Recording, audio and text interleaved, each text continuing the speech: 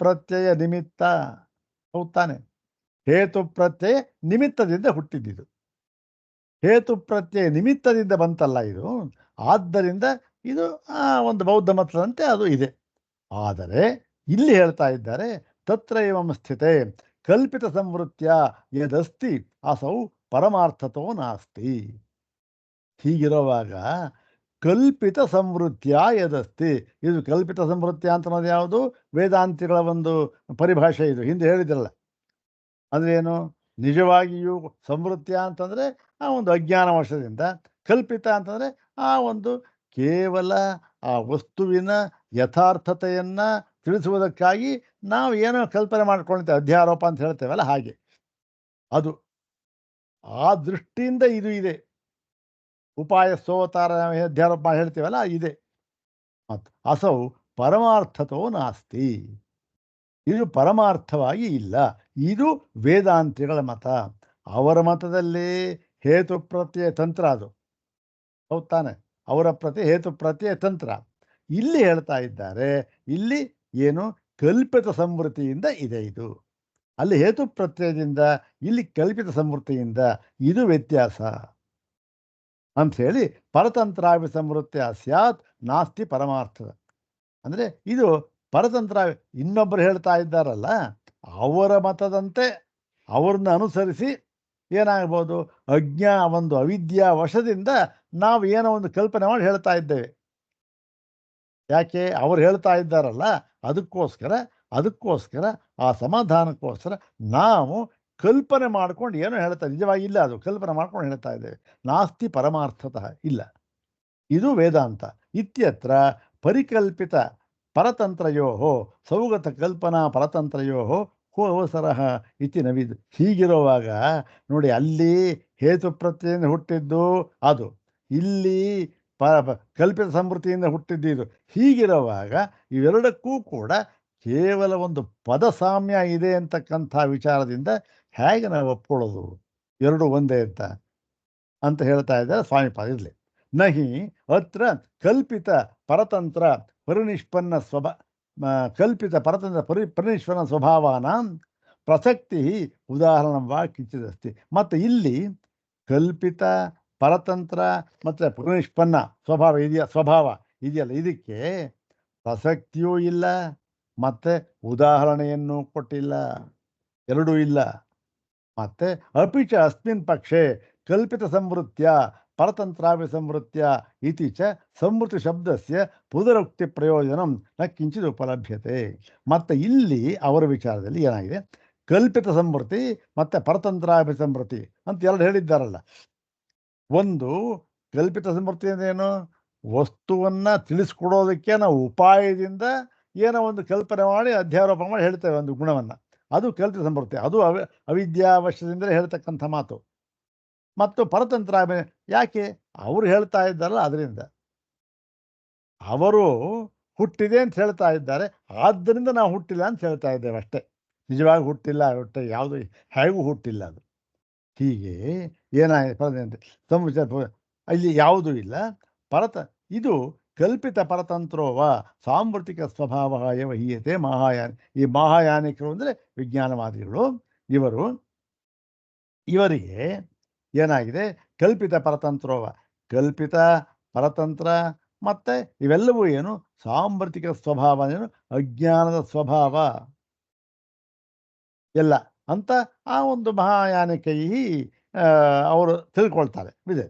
ಮತ್ತೆ ಭಾಷ್ಯಕಾರಿಯ ವ್ಯಾಖ್ಯಾನೆ, ಭಾಷ್ಯ ಶಾಂಕರ ಮತದಲ್ಲಿ ಏನಾಗಿದೆ ಅಂತಂದರೆ, ವ್ಯಾಖ್ಯಾನ ಶಾಸ್ತ್ರಾದಿ ಕಲ್ಪಿತ ಸಂವೃತ್ಯ ಏವ ಅಸ್ತಿ. ಆದರೆ ಇಲ್ಲಿ ಶಾಸ್ತ್ರ ಎಲ್ಲವೂ ಕೂಡ ಕೇವಲ ಕಲ್ಪಿತ ಸಂವೃತ್ತಿಯಿಂದ. ಕಲ್ಪಿತ ನಿಜವಾಗಿ ಶಾಸ್ತ್ರವೂ ಇಲ್ಲ, ಯಾವುದೂ ಇಲ್ಲ.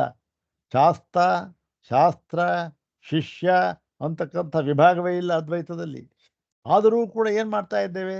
ಒಬ್ಬ ಗುರು ಅಂತ ಇದ್ದಾನೆ, ಶಿಷ್ಯ, ಅವೇ ಹೇಳ್ತೇವಲ್ಲ. ಅದು ಯಾವುದಕ್ಕೆ? ಅದು ಕಲ್ಪಿತ ಸಂವೃತ್ತಿ. ಅದು ಯಾತಕ್ಕೆ? ಆ ಒಂದು ಪರಮಾರ್ಥವನ್ನು ತಿಳಿಸಿಕೊಡುವುದಕ್ಕೆ ಉಪಾಯವಾಗಿ ಇದನ್ನು ಹೇಳ್ತಾ ಇದ್ದೆ. ಆಮೇಲೆ ಅಲೆಗಳಿದ್ಬಾರ್ದು ಇಲ್ಲ ಅಂತ. ಹೀಗೆ ಇಲ್ಲಿ ಎಲ್ಲಿ ಈ ಭಾಷ್ಯದಲ್ಲಿ ಇದು ಕಲ್ಪಿತ ಸಂವೃತ್ತಿಯಿಂದ ಹೇಳ್ತಾ ಇದ್ದಾರೆ. ಅಲ್ಲಿ ಹೇತು ಪ್ರತ್ಯಯ ಇಲ್ಲಿ ಕಲ್ಪಿತ ಸಂವೃತ್ತಿ. ಎರಡಕ್ಕೂ ನೋಡಿ ವ್ಯತ್ಯಾಸ ಹೇಗೆ ತೋರಿಸ್ತಾ ಇದ್ದಾರೆ. ಮತ್ತು ಅಧ್ಯಾರೋಪಾಪವಾದ ನ್ಯಾಯೇನ ಹಿ ಉಪದೇಶಾರ್ಥಂ ಶಾಸ್ತ್ರಾದಿ ಕಲ್ಪಿತ ಪರಮಾರ್ಥತೋ ನೈವ ವಿದ್ಯತೆ. ಈ ಒಂದು ಅಧ್ಯಾರೋಪಾಪವಾದ ನ್ಯಾಯದಿಂದ ಇದು ಉಪದೇಶಾರ್ಥ, ಕೇವಲ ಉಪದೇಶಕ್ಕೋಸ್ಕರ ಈ ಶಾಸ್ತ್ರವೇ ಮೊದಲಾದದ್ದು ಇದು ಕಲ್ಪಿತವಾಗಿದೆ. ನಿಜವಾಗಿ ನೋಡಿದ್ರೆ ಶಾಸ್ತ್ರವೂ ಇಲ್ಲ, ಶಿಷ್ಯನೂ ಇಲ್ಲ, ಮತ್ತೆ ಶಾಸ್ತ್ರ ಅಂತಕ್ಕಂಥದ್ದು ಇಲ್ಲ, ಯಾವುದೂ ಇಲ್ಲ.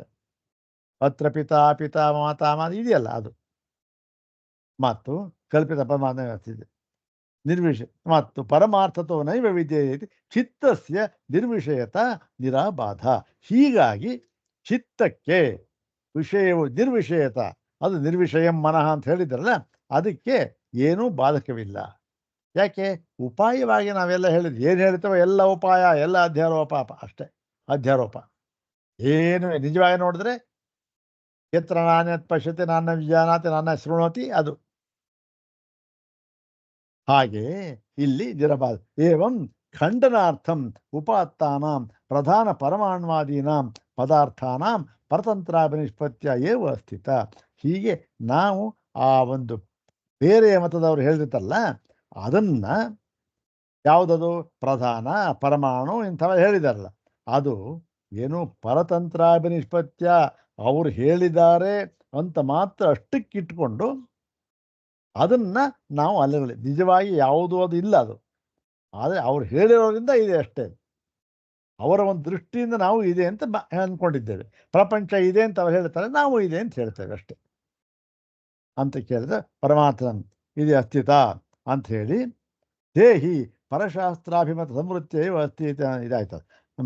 ಅದು ಇನ್ನು ಆ ಪರತಂತ್ರ, ಇನ್ನು ಪರ ಅಂದರೆ ಈ ಸಾಂಖ್ಯರು ವೈಶೇಷಿಕರು ಇವರು ಹೇಳಿದ್ದಾರಲ್ಲ, ಅವರು ಹೇಳಿರತಕ್ಕಂಥದ್ದನ್ನ ಇದು ಸರಿ ಇಲ್ಲ ಅಂತ ಹೇಳುವುದಕ್ಕೆ ಮಾತ್ರ ನಾವು ಅವರ ಒಂದು ಸಿದ್ಧಾಂತವನ್ನು ತೆಗೆದುಕೊಂಡಿದ್ದೇವೆ ಅಷ್ಟೇ. ಏವಂ ಅಜಃ ಕಲ್ಪಿತ ಸಂವೃತ್ಯ ಪರಿಕಲ್ಪಿತ ಜನ್ಮ ನಿಷೇಧೇನ ತತ್ವೋಪದೇಶಾರ್ಥಂ ಅಧ್ಯಾರೋಪಿತ ವ್ಯವಹಾರೇಣ ಇವನತು ವ್ಯಸ್ತು. ಹೀಗೆ ಕಲ್ಪಿತ ಸಂವೃತ್ತಿಯಿಂದ ವೇದಾಂತ ಹೇಳಿರ್ತಕ್ಕಂಥದ್ದು ಬೌದ್ಧ ಮತ ಹೇಳಿರ್ತಕ್ಕ ಹೇತು ಪ್ರತ್ಯಯದ ನಿಮಿತ್ತದಿಂದಲ್ಲ ಅಂಥೇಳಿ, ಈ ಕಲ್ಪಿತ ಸಂವೃತ್ತಿಯಿಂದ ನೀನು ಅವಿದ್ಯೆಯಿಂದ ಕೂಡಿದಂಥ ಒಂದು ಉಪಾಯಕ್ಕೋಸ್ಕರ ಏನು ಹೇಳಿದ್ರು ಕೂಡ ಅವಿದ್ಯೆಯೇ ಅದು, ಅವಿದ್ಯಾ ವಿಷಯವೇ ಅದು ವಿಷಯವಾಗಿರುತ್ತೆ. ಪರಿಕಲ್ಪಿತ ಜನ್ಮ, ಈ ಜನ್ಮ ಏನಂತ ಅವ್ರು ಹೇಳಿದ್ದಾರೆ ಜನ್ಮ ಅಂತ, ಅದನ್ನು ನಾವು ಇಟ್ಕೊಂಡು ವಾದ ಮಾಡ್ತಾ ಇದ್ದೇವೆ. ಆದ್ದರಿಂದ ಅವರು ಹೇಳಿರ್ತಕ್ಕಂಥ ಪರಿಕಲ್ಪಿತವಾಗಿರ್ತಕ್ಕಂಥ ಅವಿದ್ಯೆಯ ವಿಷಯವಾಗಿರ್ತಕ್ಕಂಥ ಜನ್ಮವನ್ನು, ಹುಟ್ಟನ್ನು ನಿಷೇಧೇನ ಅಂದರೆ ನಿಷೇಧ ಮಾಡುವುದರಿಂದ, ಆವಾಗ ಅಷ್ಟಕ್ಕೆ ಮಾತ್ರ ಅಜ ಅಂತ ಹೇಳ್ತೇವೆ ಅಷ್ಟೇ, ಜನ್ಮ ನಿಷೇಧಾರ್ಥವಾಗಿ. ತತ್ವೋಪದೇಶಾರ್ಥಂ ಅಧ್ಯಾರೋಪಿತ ವ್ಯವಹಾರೇನೇವ ನತು ವಸ್ತು ವೃತ್ತ. ಈ ಅಜ ಅಂತ ಹೇಳಿದ್ದೂ ಕೂಡ ನಾವು ಅವರು ಸಜ ಅಂತ ಹೇಳಿದ್ದನ್ನು ನಿರಾಕರಣೆ ಮಾಡುವುದಕ್ಕೋಸ್ಕರ ನಾವು ಅಜ ಅಂತ ಹೇಳಿದ್ದೇವೆ ಅಷ್ಟೇ ಹೊರತು, ಅಧ್ಯಾರೋಪ ದೃಷ್ಟಿಯಿಂದ ಹೇಳಿದ್ದೇವೆ ಹೊರತು ನಿಜವಾಗಿ ಈ ಒಂದು ಪರಮಾರ್ಥ ತತ್ವ ಅಂತ ಏನಿದೆ ಅದು ಅಜವೂ ಅಲ್ಲ. ವಸ್ತು ವೃತ್ತಿ ನಿಜವಾಗಿ ಅದು ಅಜ ಅಂತಕ್ಕಂಥದ್ದು ಅಲ್ಲ ಅಂಥೇಳಿ. ಏವಂಚ ಪರತಂತ್ರಾಭಿನಿಷ್ಪತ್ಯ ಪರಶಾಸ್ತ್ರ ಸಿದ್ಧಿ ಅಪೇಕ್ಷೆಯ ಏವ ಅಜಃ ಯಸ್ಮಾದತ ಸಂವೃತ್ಯ ಏವ ಜಾಯತೆ ತತಃ ಇತಿ ಅಕ್ಷರಾಂಜಸ್ಯಂ ಬೋಧ್ಯಂ.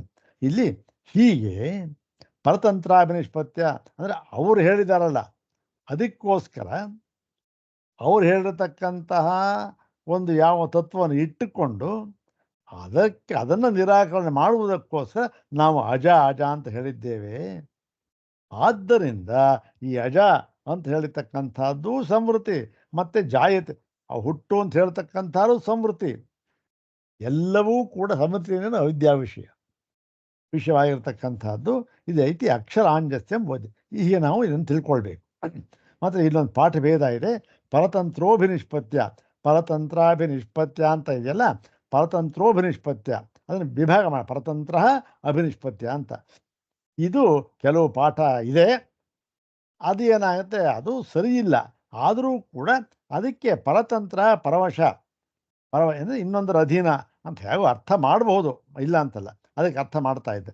ಅನ್ಯಾಪೇಕ್ಷ ಪರಶಾಸ್ತ್ರ ಸಿದ್ಧ ಪದಾರ್ಥ ಅಪೇಕ್ಷೆಯೇವ. ಅಂದರೆ ಅನ್ಯಾಪೇಕ್ಷ ಅಂದರೆ ಬೇರೆ ಯಾವುದನ್ನು ಅಪೇಕ್ಷಿಸಿ ಅದು ಉಂಟಾಗಿರ್ತಕ್ಕಂಥದ್ದು. ಅದು ಅಭಿನಿಷ್ಪತ್ಯ ಜನ್ಮನ ಅಂದರೆ ಅದು ಅಭಿನಿಷ್ಪತ್ಯ ಜನ್ಮನ ಅಭಿನಿಷ್ಪತ್ತಿ ಅಂದ್ರೆ ಏನು? ಪ್ರನಿಷ್ಪನ್ನ ಅಭಿನಿಷ್ಪತ್ತಿ ಅಂತಕ್ಕಂಥ ವರ್ಡ್ ಇದೆಯಲ್ಲ, ಅದು ತೋರ್ತಾ ಇರ್ತಕ್ಕಂಥದ್ದು. ಅಂದ್ರೆ ಏನು?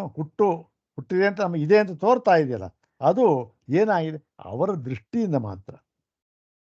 ಜನ್ಮನ ಅದು ಆತ ಸಂವೃತ್ತಿಯ ಜಾಯತೆ ಸಹ. ಈ ನಾವು ಹೇಳಿದರೂ ಕೂಡ ಇದು ಸಂವೃತ್ತಿಯ ಜಾಯತೆ. ಇದು ಅವಿದ್ಯಾ ಒಂದು ವಿಷಯದಲ್ಲಿ ಅವಿದ್ಯಾ ಭೂಮಿಕೆಯಲ್ಲಿ ಹೇಳ್ತಕ್ಕಂಥ ಮಾತು. ಹುಟ್ಟಿದೆ ಹುಟ್ಟಿಲ್ಲ ಎಲ್ಲನೂ ಅಷ್ಟೆ.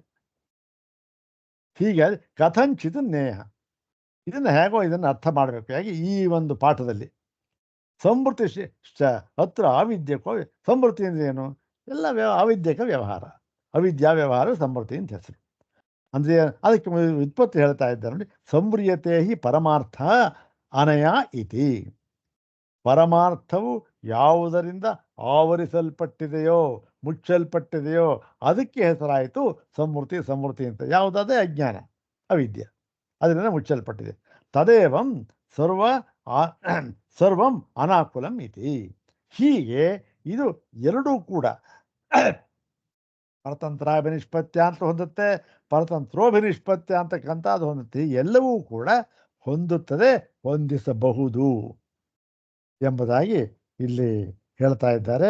ಮುಖ್ಯವಾದ ಭಾಗ ಇದು. ಅಂದರೆ ಇವರು ಸಾಮ್ಯ ಮತ್ತು ವೈಷಮ್ಯ ಎರಡನ್ನೂ ಹೇಳ್ತಾ ಇದ್ದಾರೆ. ಸಾಮ್ಯ ಇಲ್ಲಿಂದ ಪದಗಳ ಸಾಮ್ಯ, ವೈಷಮ್ಯ ಅರ್ಥದಿಂದ. ಅಲ್ಲೇ ಬೇರೆ ಅರ್ಥ, ಇಲ್ಲೇ ಬೇರೆ ಅರ್ಥ, ಅಲ್ಲೇ ಬೇರೆ ಒಂದು ಪ್ರಕರಣ, ಇಲ್ಲೇ ಬೇರೆ ಪ್ರಕರಣ. ಹೀಗಾಗಿ ಎರಡಕ್ಕೂ ಯಾವ ಸಂಬಂಧವೂ ಇಲ್ಲ ಅಂತಕ್ಕಂಥದ್ದು ಹೇಳ್ತಾ ಇದ್ದಾರೆ. ಇದೊಂಥರ ಒಂದು ಶುಷ್ಕವಾದ ಅಂತ ನಮಗೆ ತೋರು ಬಂದರೂ ಕೂಡ ಇದೆಲ್ಲ ಅತ್ಯಂತ ಅಧ್ಯಯನಕ್ಕೆ ಪೂರಕವಾಗಿರತಕ್ಕಂಥ ವಿಚಾರ. ಮುಂದಿನ ಒಂದು ಕಾರಿಕೆ ಇದೆ, ಅದು ಇಲ್ಲಿ ತನಕ ಉಪಸಂಹಾರ ಮಾಡಿದ್ದಾಯಿತು. ಇನ್ನು ಈ ಪರಮಾರ್ಥ ಜ್ಞಾನದ ಫಲ ಏನು, ಇದಕ್ಕೆ ಫಲ ಏನು ಅಂತಕ್ಕಂಥದ್ದನ್ನು ಎರಡು ಮಾತನ್ನು ಹೇಳ್ತಾರೆ. ಅದನ್ನು ನಾಳೆ ನೋಡೋಣ. ಓಂ ಶಾಂತಿ ಶಾಂತಿ ಶಾಂತಿ. ಓಂ ತತ್ಸತ್.